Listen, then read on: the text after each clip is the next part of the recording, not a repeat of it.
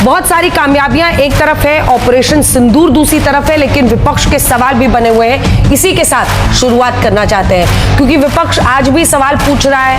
विपक्ष कई मुद्दों पर सवाल पूछ रहा है, जो डेलीगेशंस वहां पर जाकर बता रही हैं उनके विपरीत उनका यह मानना है कि आप लोग पूरी मार्केटिंग और पैकेजिंग बिहार चुनाव के लिए कर रहे हैं। देखिए, मेरा मानना है कि जो ऑपरेशन सिंदूर हुआ है, ये दुनिया के स्ट्रेटेजिक हिस्ट्री में मील के पत्थर के रूप में हुआ है। इसको इतनी छोटी चीजों के साथ कनेक्ट करना कि एक राज्य के चुनाव के साथ संबंध है, मुझे लगता है भारत की सेना के अप्रतिम शौर्य का अपमान करना है। जो हमारे सैनिकों ने और हमारी सरकार ने जो दूरगामी रणनीतिक सोच रखकर कार्य किया भारत के सामरिक, आर्थिक और राजनीतिक हितों की रक्षा के लिए, मैं एग्जाम्पल सिर्फ देना चाहता हूं। दुनिया में इकलौता मौका है जब किसी न्यूक्लियर पावर्ड नेशन के अंदर तक जाकर किसी देश ने स्ट्राइक करने की क्षमता दिखाई है। इसका क्या कोई चुनाव से संबंध है क्या? इसका अगर चुनाव से कोई संबंध निकालता है, और मैं पुनः कह रहा हूं, बड़े जो इंटरनेशनल डिफेंस एक्सपर्ट्स हैं, चाहे टिम कूपर हो या जॉन स्पेंसर हो, उन्होंने ये लिखा है कि भारत ने संभवतः, क्योंकि हम ये नहीं कह रहे कि हमें इस बात का पता था कि जो सरगोदा में उनके न्यूक्लियर साइट्स थी उसको डैमेज कर दिया था, और ये one of the biggest reason बना जिसकी वजह से उसने घबरा कर विश्व के तमाम देशों को कांटेक्ट करने का प्रयास किया कि किसी प्रकार से मामला रुक जाए। इतनी बड़ी चीज को अगर कोई चुनाव से रिलेट करने का प्रयास करे तो मुझे लगता है बहुत दुखद है। इन चीजों को किसी भी प्रकार से राजनीतिक दृष्टि से नहीं देखना चाहिए। और अंजना जी, मैं एक और बात कहूंगा, चूंकि आज हम चौथी बड़ी अर्थव्यवस्था बन गए हैं, तो जिस समय देश आजाद हुआ था, सबसे महत्वपूर्ण जो भारत में चर्चा की बात होती थी वो क्या होती थी? England, Britain.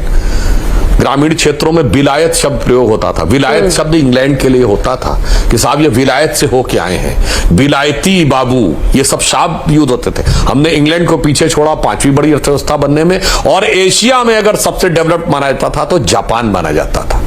लोग जापानी टेक्नोलॉजी और उसकी बात कहते थे, जापान को हमने पीछे छोड़ा है। तो मुझे लगता है भारत जिस दृढ़ता के साथ, जिस क्षमता के साथ आर्थिक, सामरिक और कूटनीतिक परिदृश्य में आगे बढ़ रहा है, उसके ऊपर आक्षेप लगाना कहीं ना कहीं, अगर कोई ऐसा करता है तो राष्ट्र के प्रति उसकी भावना की निष्ठा संदेह के घेरे में आ जाती है। यह मैं ईमानदारी से कहना चाहूंगा। इसलिए ऐसे समय में सभी दलगत भावनाओं को दूर रखकर, जैसे सारे लोग एक साथ विदेश में गए हुए हैं, जो हमारे डेलीगेशंस गए हैं, उसी भाव से हम देश के अंदर भी व्यवहार करें तो अधिक उचित हो। चुनाव आएंगे, चुनाव जाएंगे अनुराग जी, लेकिन इस वक्त पर क्या सबको ऑपरेशन सिंदूर की कामयाबी जो पाकिस्तान के खिलाफ हमने हासिल किया है उस पर खुलकर प्रशंसा नहीं करनी चाहिए? देखिए, कितनी अच्छी बात हुई। अभी आपने विपक्ष के दो नेताओं की बाइट को सुनाया।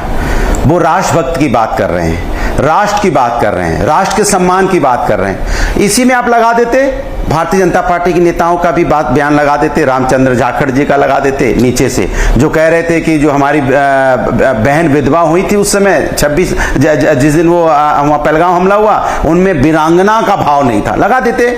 उनके एक और बाइट लगा देते, विजय शाह की भी लगा देते, जो कह रहे थे सुप्रिया कुरैशी जी आतंकवादी की बहन बता रहे थे, लगा देते उनका भी। एक डिप्टी सीएम बिहार का भी लगा देते, एक डिप्टी सीएम मध्य प्रदेश का भी लगा देते बयान। ये फर्क है विपक्ष और सत्ता पक्ष के नेताओं। विपक्ष के जो नेता है वो राष्ट्र की बात कर रहे हैं, राष्ट्र एकता की बात कर रहे हैं। वो ऑपरेशन सिंदूर जो हुआ है उसमें जो हमारे सैनिक है, जो देश की सेना, उसके शौर्य की तारीफ कर रहे हैं। ये हम लोग हैं जो शौर्य की तारीफ कर रहे हैं, क्योंकि देश की जो सेना है उसके सब पूरे देश को गर्व है।